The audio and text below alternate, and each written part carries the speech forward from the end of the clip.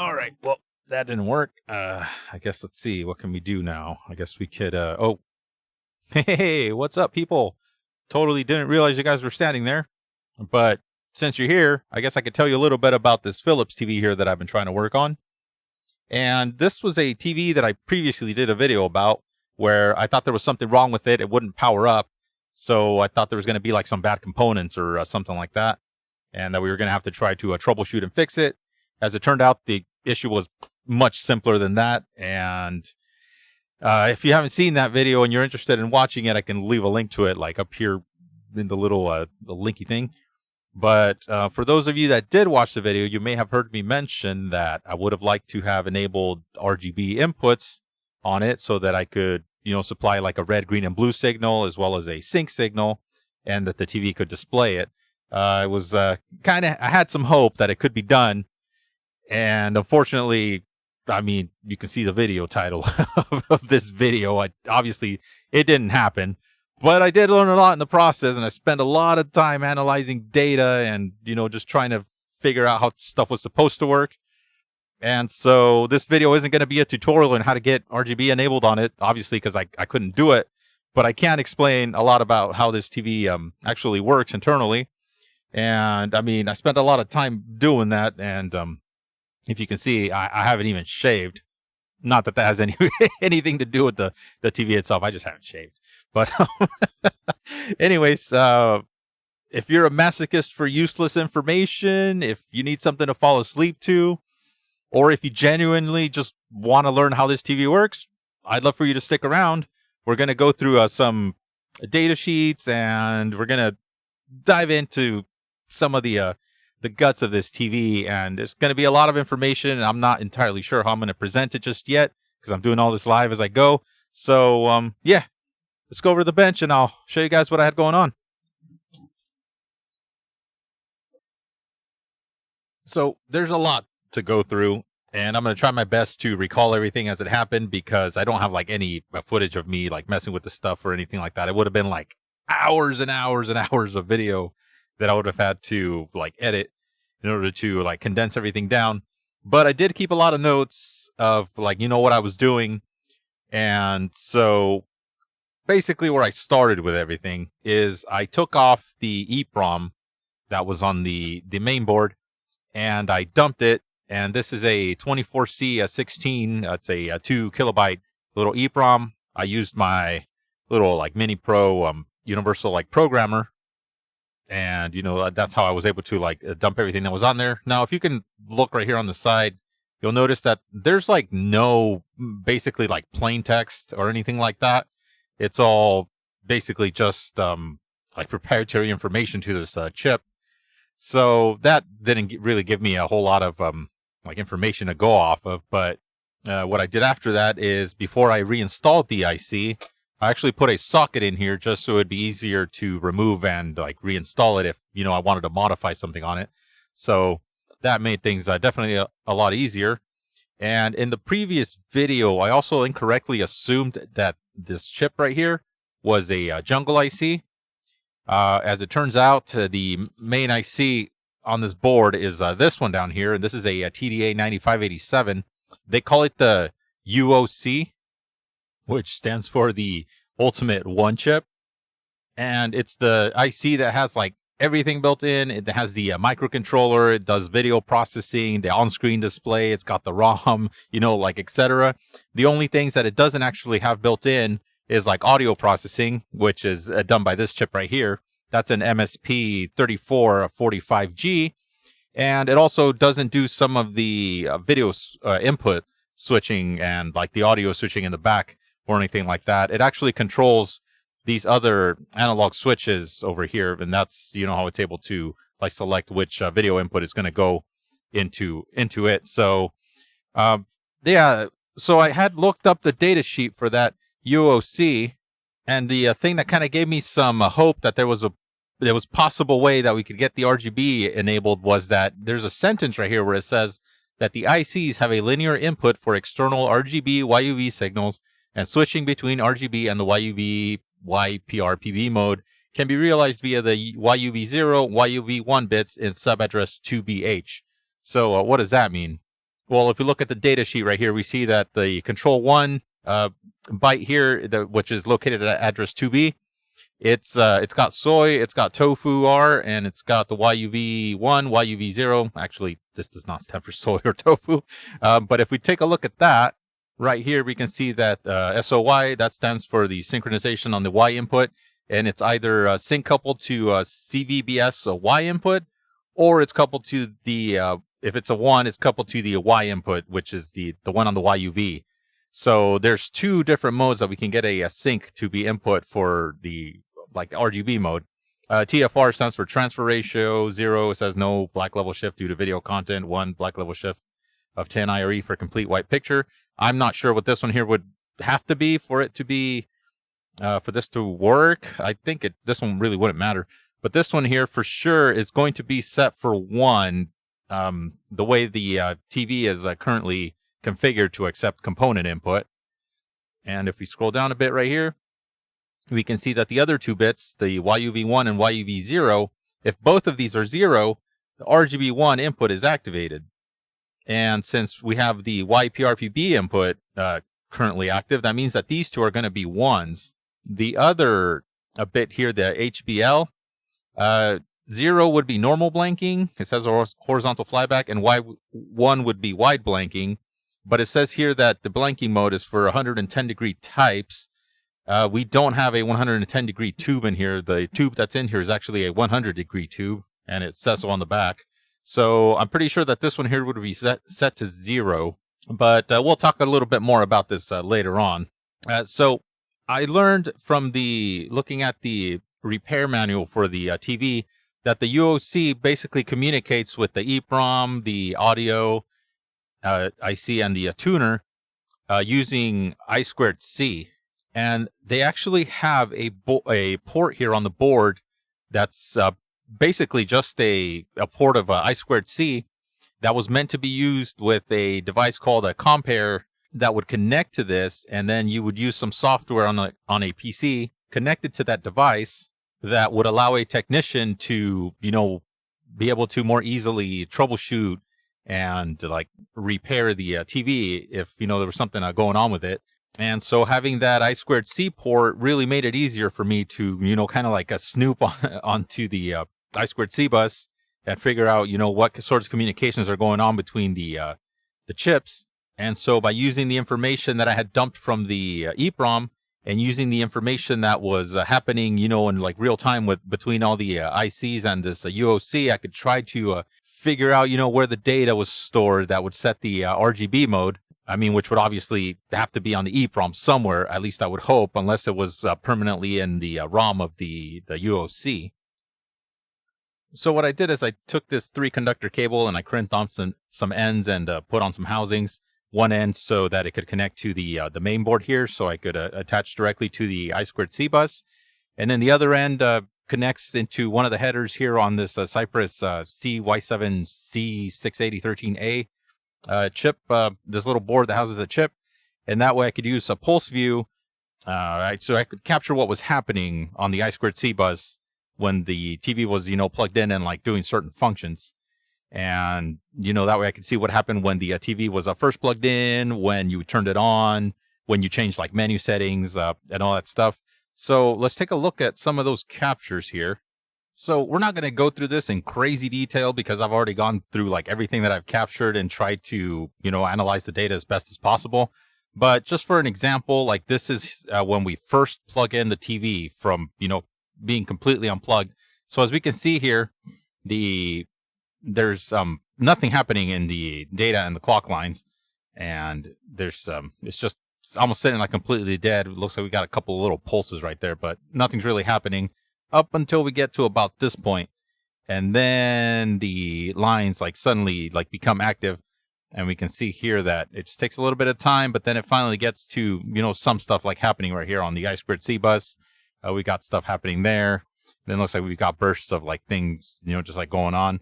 Except that this continues for a while. This actually doesn't stop. It just keeps repeating. There's a tiny little bit of gap right here, but there's nothing different happening. So we're going to take a look at what all this stuff here is. And this is where I stopped capturing right there. So When the TV is plugged in and it's just sitting there, it's just doing this continuous like burst of activity there. And you can see right there that it gets no reply. So it's trying to communicate with something, but it's getting absolutely no response. So this is what happens, when the TV is plugged in and it's just sitting there. Now, as soon as we turn it on,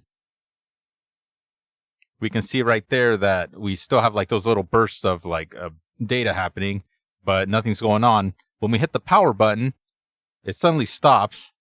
It sits there kind of quiet for a second. It's not, sending any data out. It's not trying to read anything. Gets to this little point right here. And suddenly that address that it was trying to send data to now finally responds and some stuff's happening. And that happens right there. It sends a few more bytes. And then it goes silent again until it gets to about this point right here. And then we got a bunch of stuff going on. We can see we got writes, we got reads. And it's just going. And there's more stuff right there. Got more stuff happening right here. We got another device here that is trying to communicate with that's not responding. So that happens for a while. It eventually stops trying. It does some more reads and stuff like that. So, and then right here, it gets to another point where there's more stuff happening. And yeah, basically a lot of the captures are like this, that were, there's like bursts of things that happen on the I2C bus. So I had to go through all of this and write everything down so that I could go through it later and analyze, like what everything meant, like what each one of these little blocks here of like stuff means. And just for example, you can see right here that we've got an address write 51, address write 51. If we go to another section here, address write 40. Right here, we've got 12. So, what do all these mean? And as you can probably tell, everything's in hexadecimal. So we're going to be looking at a lot of hexadecimal. Hexadecimal. No, not that one. Just a bunch of bytes. In order to figure out what a lot of those logic captures meant or what was going on, I had to figure out, what the UOC was trying to communicate with. And so I had to look up the data sheet for a lot of the ICs, including some of the ones that were not actually populated onto the board, like including the audio chip here that's not populated on this particular model of TV. So as I went through the data sheets, I determined that this TDA 9853, which is the chip that would have been like, present in that spot there, but obviously it's not, that would have been either address 5B or 5A. And at no point in any of the captures does the UOC try to communicate with either of these addresses. And there's actually a reason for it, which I will explain later on as well. Now, the audio chip that is on this board, the MSP 3445, the address for that is 40H. However, on the data sheet, it doesn't actually say 40H. It says that the I2C should either try to communicate with this chip using address 80 or 81, depending on a pin that's set on the actual chip there. But for my purposes, it made more sense to have it down as 40H because the last bit that would have made it like a write or a read command is not included as part of like this address. So 40 hex and then either a 1 or a 0 on the read or write bit makes more sense when comparing it to the EEPROM that's actually on the board here, which for the addresses for that are from 50 to 53. So anytime we see a 50 or a 53 in any of the logic captures, we know that it's going to be a write or a read to the EEPROM.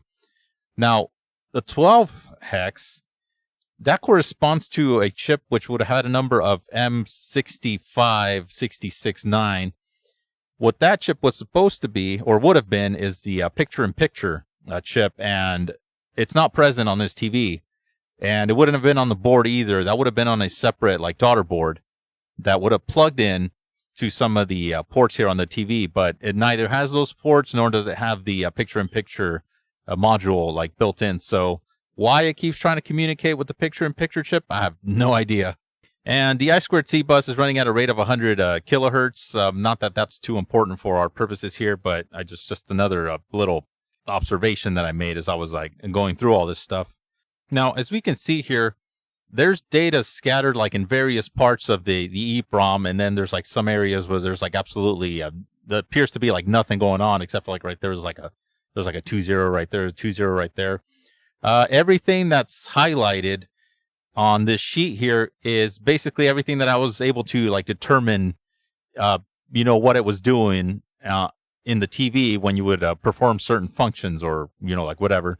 So that's everything right here that I was able to like figure out.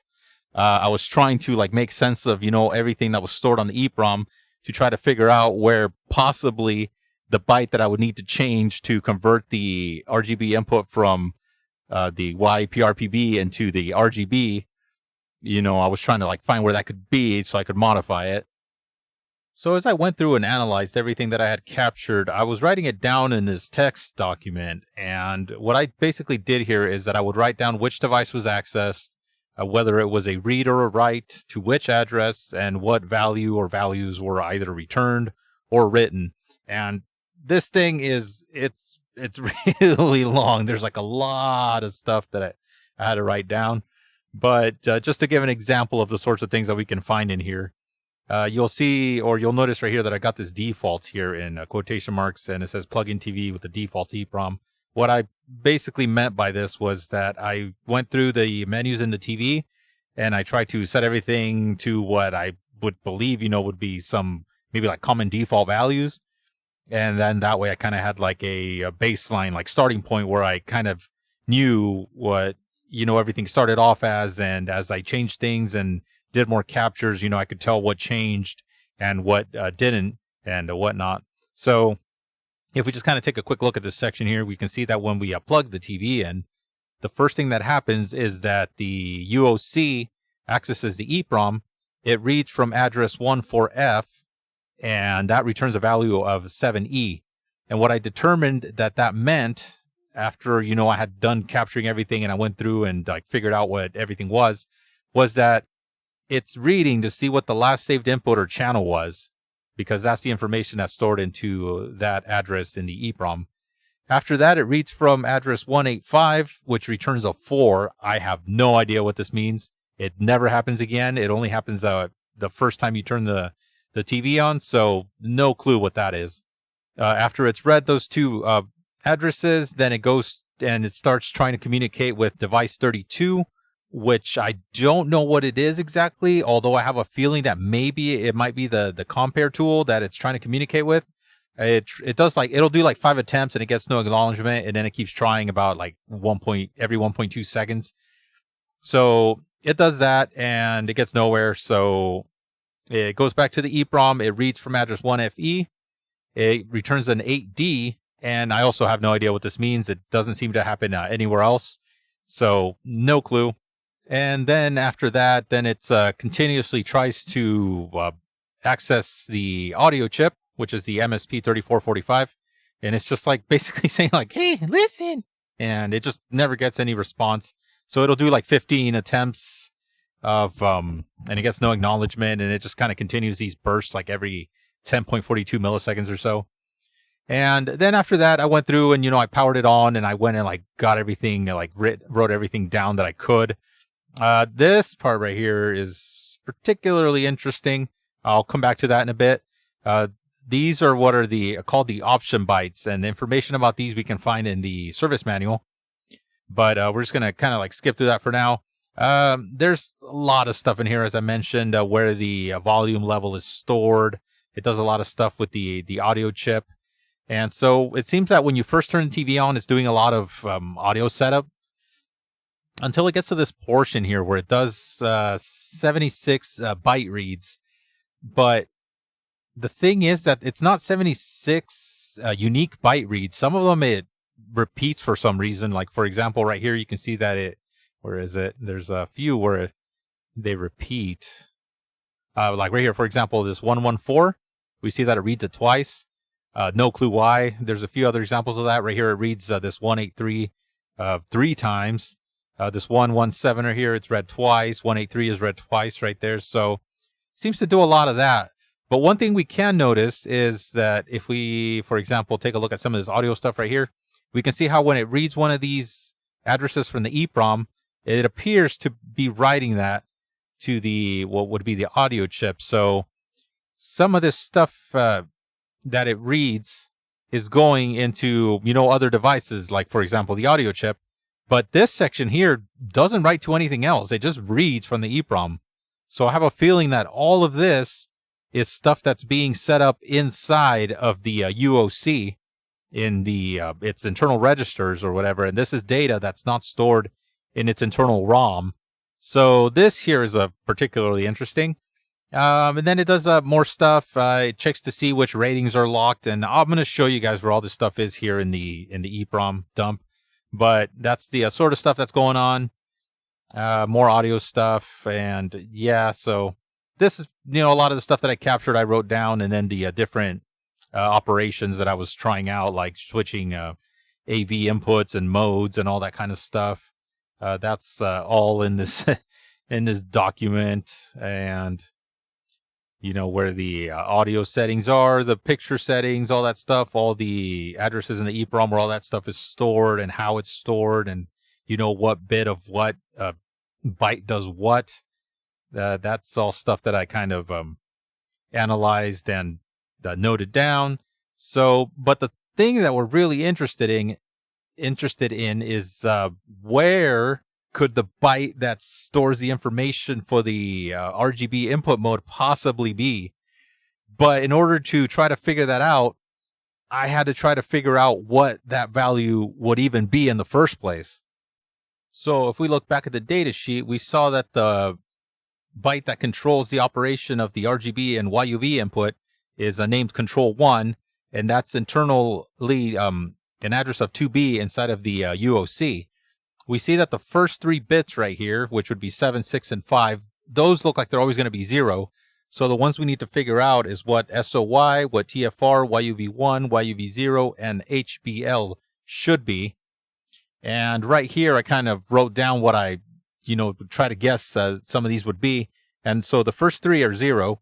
The SOY, if we look back at the data sheet, right here we can see that if it's a value of 0, that means that the sync is coupled to the CVBSY input. And if it's a 1, that it's coupled to the Y input. So what that means is that the input is either going to be, and I have a diagram right here. So if SOY is 0, that means that the input here would get its sync signal from this pin right here, which is pin 44. And it's the one that goes to the composite video input. And this would be the one that can either be used as a composite video input, or it can also be part of the S video input, because we see right here we got CN, so this would be chroma, and this would be the Luma input. So since we have the YUV mode enabled, that means that SOY is going to be a 1. And then this TFR, I'm not entirely sure what that one should be, but my best guess is that it's probably enabled. I saw something somewhere that kind of made me believe that this should be a 1. So we're going to say right now that that's going to be a 1. And then YUV1 and YUV0 are both obviously going to be 1, because that's the mode that enables the YPRPB mode. And HBL, if we look back at the data sheet here, we see that this sets the blanking mode, and as I already said, the tube is a 100-degree tube, not 110, so I'm pretty sure that this one should probably be 0. So if we take all those values and write them down, we'd see that we'd have an expected value of 1E.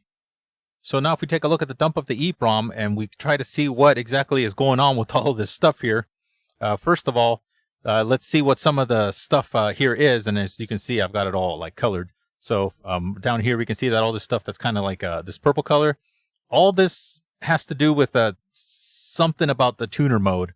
And I think what this does is it checks to like see which channels are favorited, or like set to these buttons on the remote, that these little like color buttons, like you can have a total of like 10 channels on each one of these. So like if you push this blue one, say you have like channels 10 to 20 or whatever, and every time you push this blue button, it'll cycle between just those channels, and you can say have like your input saved to another button, so that way when you push this button, it'll cycle between, like say like inputs 1 through the front or whatever, and like every time you push it, that's all it does, instead of having to push like the channel up and down button.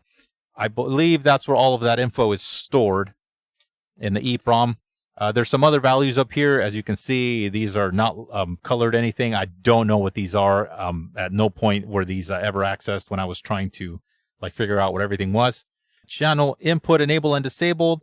These don't really have anything to do with setting like the video mode types or anything like that. These just have to do with checking which ones are going to be skipped or not when you're like cycling through with the channel up and down button.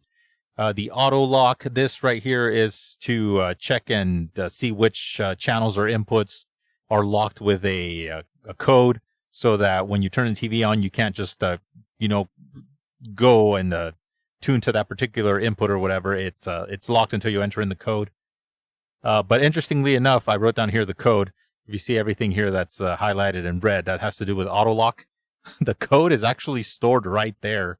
So the default code for the auto lock feature is 0000. If we set a code, we would see it as like basically plain text right here. Like say, for example, it was 1234, we would see 1234 right there. Or if it was like 9999, we'd see 9999 right here. So if you have a TV that's locked with the auto lock feature, you don't know the code, just take out the EEPROM, change this to a known value, and the TV, you can unlock it. So that's what that does. This right here basically sets which video inputs or channels are under the auto lock feature. You see that here that like everything is 0, so that means that none of the inputs or channels are locked. So that's what that does. I thought that was kind of interesting. There's one byte that sets the channel or the input that's saved. There's one byte that saves the volume. We can see those right here. So this one right there, that saves the volume. That saves the channel or input that was last used on the TV. Some of this stuff here in the highlighter yellow, that stuff has to do with like audio.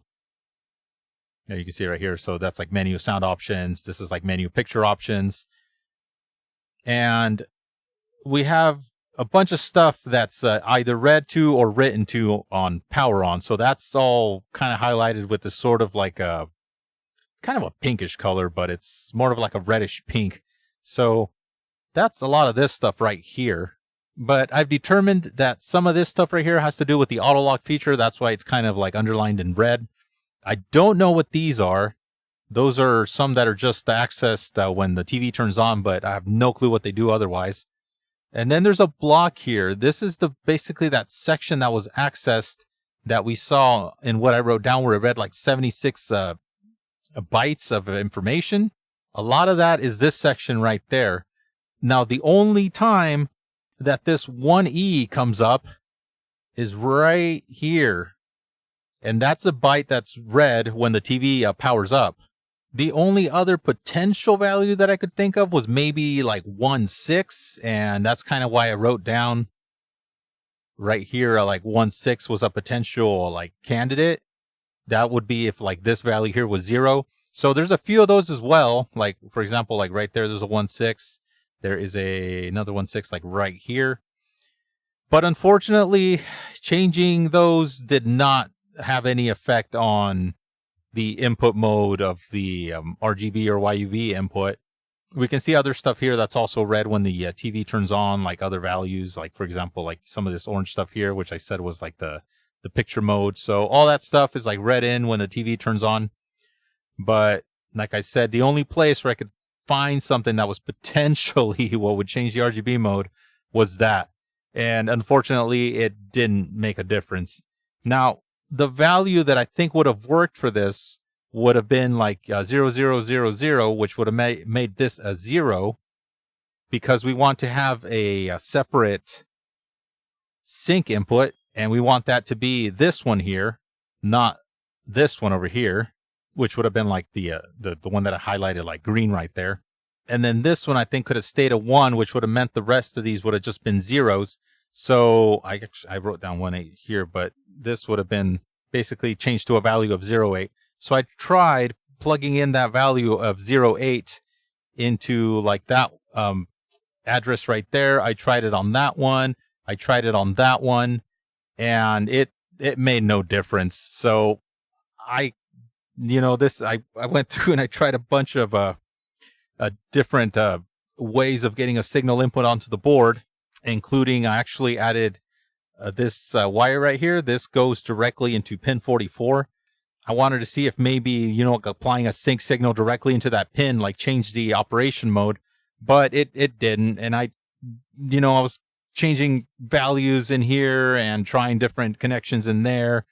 And yeah, it just did not work. So after trying a bunch of stuff and getting nowhere, that's when I finally decided to just call it quits. And like I said, unfortunately, I don't know what a lot of this stuff is because it's not stuff that can be changed in the menus or anything like that. So it's possible that the answer is here and it's staring us in the face, and we just don't know it because we don't have enough information about where any of this data is going. Now, real quick, I'll just kind of talk about these the option bytes that I said we were going to come back to later. So there's a total of 7 of these option bytes, and these are talked about in the service manual. And the only way that these can usually be changed is if the TV has a service menu that can be accessed. Some TVs have it. The TV that I have, it does not come with that enabled, or actually, I guess it's not part of the firmware. So these cannot be modified on the TV. But the other option, or the other way that they could be modified, is by using that compare tool. And what these option bytes do is they enable or disable certain functions in the TV, depending on maybe, like the location, where it's at, what type of tuner it's using, whether or not it's got like FM radio enabled, some of the other stuff here. So I went through and I tried to guess what some of these should have been. This one here was particularly pretty easy to figure out because it does do NTSC. It's got AV1, AV2, AV3, composite video, and S-video modes. So I was able to figure out what that byte was. And then it doesn't have a hotel mode. Even though I tried enabling it in here and changing the byte on the EEPROM, it didn't seem to do anything. So I'm guessing the firmware just does not include whatever it needs to do this like hotel mode. And picture-in-picture was obviously disabled. So when I went through and I tried to figure out what all these, could possibly be, I wrote down right here what my guesses were for like all of these bytes. And what I was trying to do is that I was trying to identify where they could possibly be in the EEPROM. And where I found the values that matched the closest were from like here to here. So from like 17C to 182.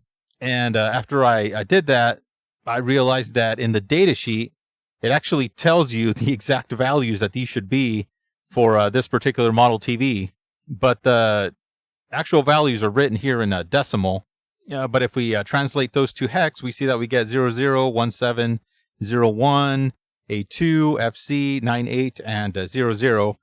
And if we look right here, we have those exact same values. So those are the option bytes right there. So if we wanted to change something on the TV, we can do it by just altering these values. And I did try doing that, specifically for option byte 5. I wanted to see if maybe disabling the S-video input mode would enable the RGB to be detected.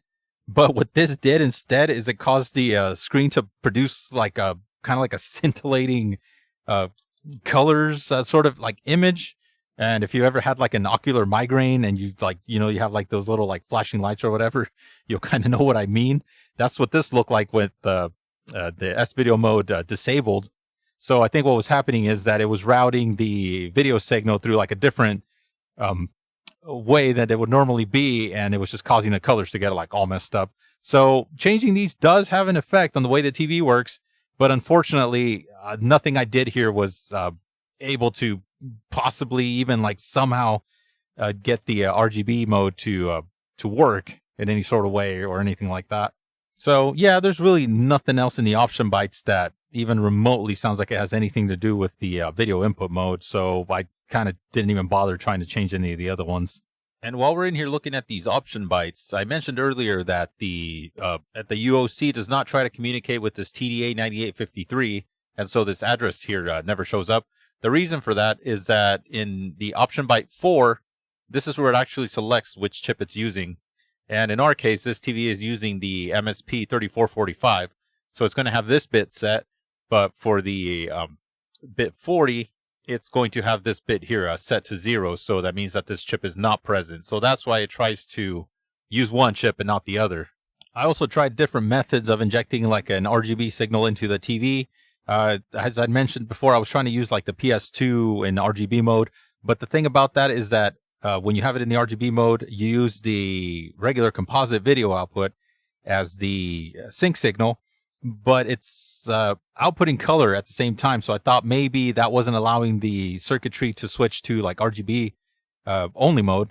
And so since I didn't have like any other devices that I could easily hook up in RGB mode, I did have this Raspberry Pi that I had configured to output RGB through the using this like VGA adapter. And so this little circuit right here takes care of converting the horizontal and the vertical outputs into a composite clock signal, or into a composite sync signal. And so I tried to put that into the TV, and at one point I thought I was getting somewhere, but I think what was happening is that some of the signal was just sort of like parasitically coupling in through the circuit somehow, and I got like a black and white image, but it still was not doing what I was hoping it would do. So that didn't work. To make the EEPROM here like easier to insert and remove, as I was like trying to change values and all that kind of stuff, I put a little piece of transparency paper that I double-sided taped to one end so I could have like a little tab so I could easily pull it out and put it back in, and the pins on it are like all scratched up from just being inserted and removed so many times. It's looking kind of sad, but I mean, it's still working. I didn't like damage it or anything like that. I'm tired, boss. Now, if I were to take the video output from this and try to like do like a sync on green, basically, you get a video image, but the colors are not right because it's obviously trying to translate like a YPRPB image instead of an RGB image. So the Raspberry Pi shows up on the screen, but yeah, the colors are not right. And so I think that's going to do it for this one. Like I said, it was a failure. I could not get RGB to work. And without any additional information that, you know, we wouldn't have access to, it'd probably be like an engineering department sort of thing for this TV. No idea what any of these other values are doing. So we're just going to leave it at that. I'm just going to put the TV back together. Like I said, it works totally fine. And the video input on the composite video it's really nice. It's not bad. So for like some retro stuff, it's definitely useful. It's got quite a few video inputs and all that stuff. So that's going to be about it. And well, if you're not asleep yet, you actually made it to the end. Thank you all for watching. I will see you guys around the bench.